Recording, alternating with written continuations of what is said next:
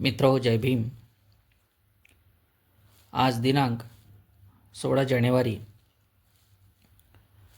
Doctor Babasaheb Ambedkar यांनी आपल्या विविध भाषणामधून त्यांचे अनमोल विचार आपल्या समाजात पेरले. आज जरी बाबासाहेब नसले तरी त्यांचे हे विचार पुस्तक रूपातून आपल्याला भेटतात. परंतु प्रत्येकाकडेच पुस्तक वाचण्या एवढा वेळ नाही.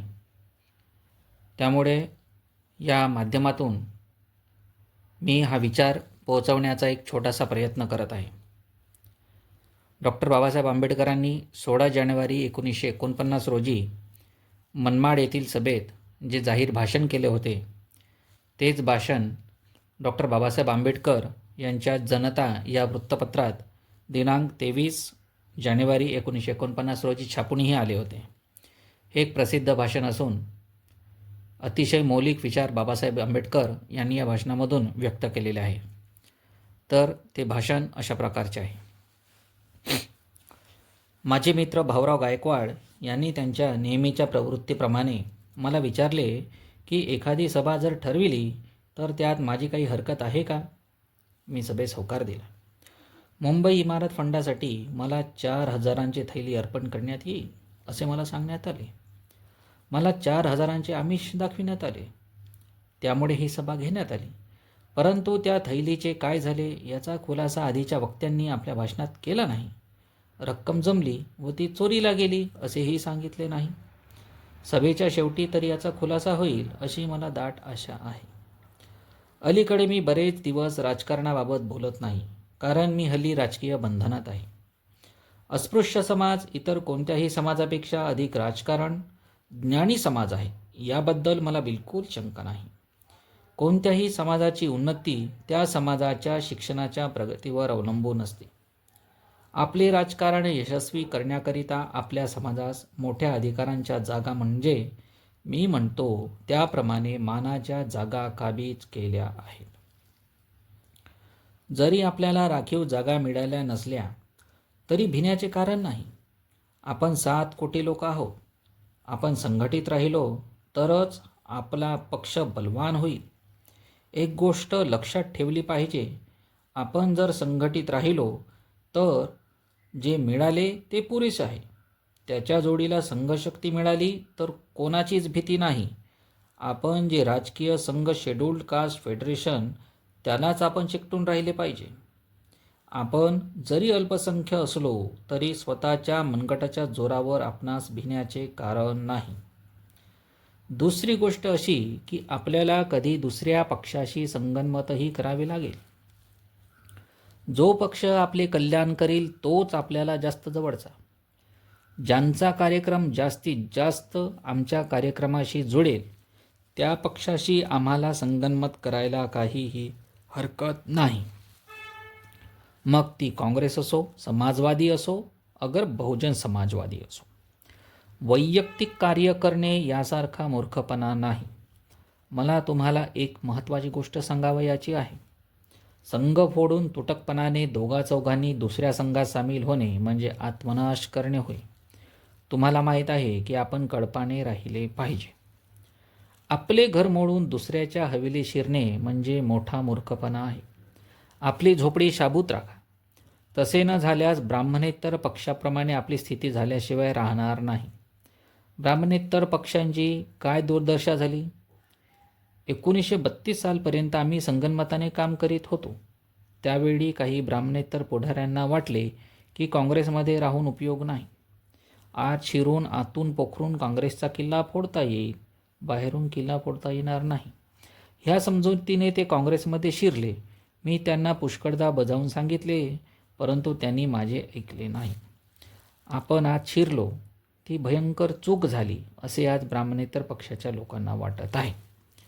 आज ब्राह्मणेतर पक्ष नामशेष झाला आहे. ते आपली राहुटी कितपत बांधू शकतील याबद्दल मला शंका आहे. आम्ही झोपडी मोडून समझोता करावयाचा हे मला बिलकुल पसंत नाही. झोपडी मोडून आम्ही काहीही करणार नाही. मी देशघातकी गोष्ट करतो असा आरोप पूर्वी माझ्यावर केला जात असे, पण त्या आरोपाचा फोलपणा सर्वांच्या नजरेस आता आला आहे. आमचा पक्ष देशाच्या विरुद्ध कधीच नव्हता. आम्ही देशाचा द्रोह केला नाही. हे कुभांड रचले होते. आमचा पक्ष शर्यतीत उतरला तर आमच्यापेक्षा कोणीच वरचढ होऊ शकणार नाही. आम्ही नेहमीच आघाडीला राहू. आपण खरा समाजवाद प्रस्थापित करू शकू. शेतकरी, कामकरी राज्य आपणच स्थापणार. कारण आपल्यात श्रीमंत व मध्यम वर्ग नाहीतच.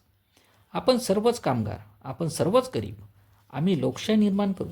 इतकेच काय, कम्युनिस्टांचा कम्युनिझम राजकारणात आमच्या मागेच आहे. आमचा पक्ष तात्विक सिद्धीत मागे पडेल असे कधीच संभवत नाही. पुष्कळ पक्ष निघाले, त्या सर्वांना आमचा हेवा वाटतो. काँग्रेस पक्ष वगळल्यास हिंदूंमध्ये शेड्यूल्ड कास्ट फेडरेशनसारखा दुसरा पक्ष नाही. सर्वांचे डोळे आमच्या पक्षाकडे लागून राहिले आहेत. आपला पक्ष हा गुळाच्या ढेपेप्रमाणे असून इतर पक्ष हे मुंगळ्याप्रमाणे आहेत. आमच्या पक्षाच्या सहकार्यासाठी हे इतर पक्ष आमच्या पक्षाला मुंगळ्यासारखे चिकटायला पाहतात. त्यांच्याविषयी आपण अत्यंत जागरूक असले पाहिजे. आपल्या लोकांची नीतिमत्ता सोज्वळ असावी. अस्पृश्यांचे भवितव्य अतिशय उज्ज्वल आहे, याविषयी खात्री बाळगा. काँग्रेस म्हणते की परकीय सत्तेला हाकलून देऊन आम्ही क्रांती केली. त्याबद्दल त्यांना धन्यवाद. परंतु ही अर्धवट क्रांती होय. खरी लोकशाही निर्माण करावयाची असल्यास आज हजारो वर्ष डोक्यावर नाचत असलेला वरचा वर्ग खाली व समाजातील खालचा वर्ग वर गेल्याशिवाय खरी क्रांती होणार नाही. क्रांतीचे चक्र अर्धेच फिरले असा सहज चाक पूर्ण फिरल्याशिवाय खरी क्रांती होऊ शकत नाही. ते चक्र आम्हीच फिरवू. सध्या मी राजबंधनात आहे. 1950 साली अगर तत्पूर्वी ते बंधन सुटेल किंवा संपेल. निवडणुका जवळ आल्या आहेत. त्यावेळी आपल्याजवळ संपूर्ण व सगळ्या गोष्टी सांगेन. मी आपल्या समाजासाठी सरकारी नोकऱ्यांमध्ये राखीव जागांची तरतूद करून ठेवली आहे. परंतु त्या राखीव जागांसाठी लायक उमेदवार मिळत नाहीत. जे राजकीय हक्क मिळवले आहेत त्यांची अंमलबजावणी खरोखर होत नाही. कारण तेथे अधिकारी वरच्या वर्गाचे असतात. म्हणून त्या मानाच्या जागा आपण काबीज केल्या पाहिजेत. राजकारणाइतकेच महत्त्व शिक्षण संस्थेला आहे. एखाद्या समाजाची उन्नती त्या समाजातील बुद्धिमान, होतकरू व उत्साही तरुणांच्या हाती असते. ह्या दिशेने गेली काही वर्षे मी राजकारणाकडे थोडेसे दुर्लक्ष करून शिक्षण संस्थांकडे जास्त लक्ष पुरवित आहे. मुंबईमध्ये सिद्धार्थ कॉलेज सुरू केले. सिद्धार्थ कॉलेजमध्ये सध्या 2400 विद्यार्थी शिक्षण घेत आहेत. त्यापैकी 160 विद्यार्थी आपले आहेत. त्यांच्यासाठी मी दरवर्षी 21,000 रुपये खर्च करीत असतो. माझे सर्व लक्ष या गोष्टीकडे वेधले आहे. औरंगाबादला जाऊन तेथे कॉलेज काढण्याबाबत विचार करीत आहे. हे सगळे नामदेवाचे लग्न पांडुरंगाने केले त्याप्रमाणे आहे. घटना समितीने जो भावी राज्यघटनेचा मसुदा तयार केला आहे त्यात अस्पृश्यांच्या हक्कांची तरतूद करून ठेवली आहे. नवीन घटनेच्या 9व्या कलमान्वये अस्पृश्यतेचा नायनाट करण्यात आला आहे. कोणत्याही प्रकारचा जातीभेद, उच्च-नीच भावना रद्द केली आहे. न्हाव्याने तुमचे केस कापले पाहिजे, धोब्याने तुमचे कपडे धुतले पाहिजे, देवडे, खानावळी व उपहारगृहात आपणास उच्चवर्गीयांप्रमाणे वागविले पाहिजे, इतरांनी आपणास समानतेने वागविले पाहिजे.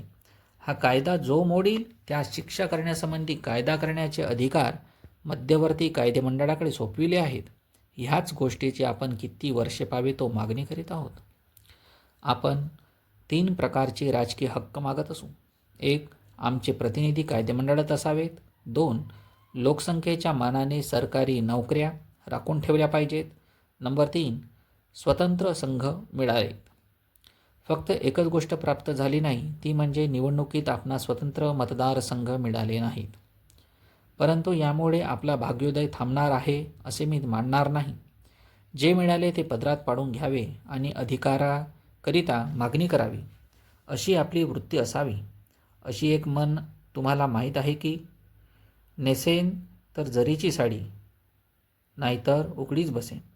या मनीप्रमाणे वृत्ती असणे चांगले नाही. त्याच्यात काय पुरुषार्थ आहे?